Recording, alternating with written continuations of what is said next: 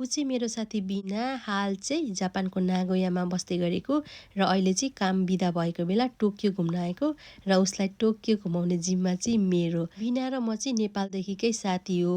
र उसको र मेरो भेट अनि चिनजान चाहिँ कसरी भएको कस्तो इन्ट्रेस्टिङ छ है। हाम्रो चिनजान चाहिँ बसभित्र भएको के बसमा एकअर्कालाई यस्तो फेस हेरेर हाँस्यो त्यसपछि बोलचाल भएको अनि भरे कहाँ बस्ने भन्दाखेरि उसले कपन भन्यो भने म पनि कपन बस्थेँ अनि त्यहाँदेखि कपन कहाँनेरि भन्दाखेरि बोल्दै जाँदाखेरि कुरा गर्दै खाँदा त हाम्रो छिमेकी रहेछ क्या ऊ त अनि त्यहाँदेखि हामी चाहिँ साथी भएको हामी एकअर्कालाई चिनेर साथी भएको चाहिँ लगभग 8 वर्ष भयो। यो भिडियोहरू चाहिँ न्यु इयरमा खिचेको सबै मैले तर त्यो बेला चाहिँ मैले यो भोइस ओभर गर्न अनि एडिटिङ गर्न टाइम भ्याइरहेको थिइनँ त्यही भएर अहिले मैले यो भिडियोहरू अपलोड गरिरहेको छु। जापानमा के घुम्ने ठाउँहरू कति धेरै छ है आम्मामा घुम्दा घुम्दा यो टोकियो सिटी हो नि त अनि टोकियो सिटीमा कतिचोटि आइसकेको छु अनि स्काई ट्री पनि कतिचोटि चढिसकेको छु तर पनि यो ठाउँ स्काई ट्रीकै नजिक रहेछ तर मलाई थाहै थिएन कि अनि त्यो यो ठाउँमा चाहिँ हामी फर्स्ट टाइम गएको यो देखिरहनु भएको टावर चाहिँ स्काई ट्री हो कि टोकियो स्काई ट्री यो चाहिँ वर्ल्डमै एकदमै फेमस छ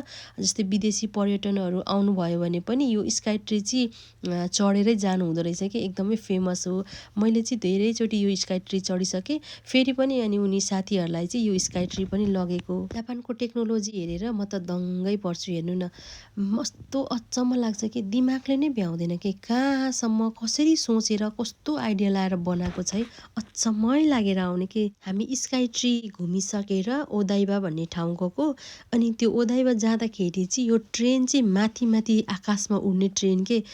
माइ गड जापानको टेक्नोलोजी हेरेर चाहिँ दिमागै घुम्छ कि कसरी यो बनाएको यो सोच्दा होइन उनीहरूको सोचाइ उनीहरूको दिमाग कस्तो है जापानिजहरूको हामी नेपालीहरूको त यस्तो सोचाइ यस्तो दिमाग पुग्दैन होला कि जस्तो नि लाग्छ कि कहिलेकाहीँ मलाई त। विश्वमै सबैभन्दा धेरै अर्थक्वेक भूकम्प आउने देश चाहिँ जापान हो